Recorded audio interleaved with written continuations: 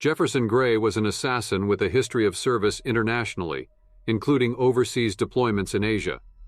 Gray was also involved in the unloading of industrial containers arriving at the Mount Blair train yard on the 197 train from Washington, D.C., asking employees of the train yard what they were doing, and if they had seen anything once the train was unloaded. When the bombs dropped, Gray was already in the White Spring bunker with several generals, and then Secretary of Agriculture Thomas Eckhart. He became Eckhart's faithful right-hand man, supporting Eckhart in his elimination of all internal opposition, quashing dissent, and assisting the secretary in continuing the war against communism. Gray was initially suspicious of Colonel Ellen Santiago when she arrived at the bunker, wondering how she had managed to march her unit all the way from Washington, D.C., while suffering minimal casualties.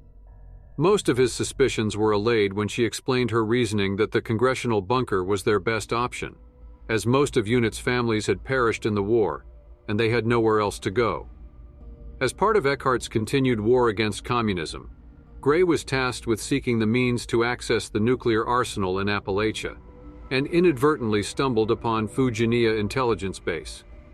After eliminating the holdouts, he secured the facility and the bounty of research and data for the Enclave, enabling the Enclave to manufacture a third generation of stealth boys based on Fujinia research and unleash liberators on the region.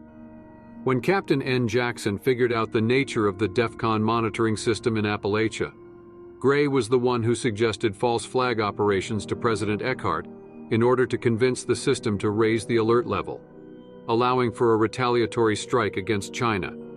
To do so, Eckhart and Gray unleashed super mutants, liberators, and eventually scorch beasts upon Appalachia. Gray's last assignment was to track down and assassinate former Senator Sam Blackwell, an order given personally to him by Eckhart.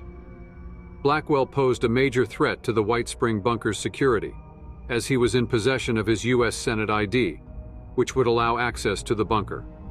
This, combined with his affiliation with the Free States movement, meant he potentially had the means and motivation to assault the bunker.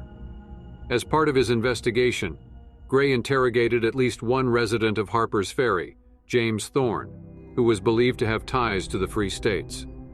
When this yielded no leads, Gray decided to track down Quinn Carter, a reporter for the Charleston Herald, who had conducted Sam Blackwell's last public interview, believing that she knew Blackwell's location. Gray tracked down the former senator's bunker, circumvented the outer defenses, and successfully eliminated Blackwell.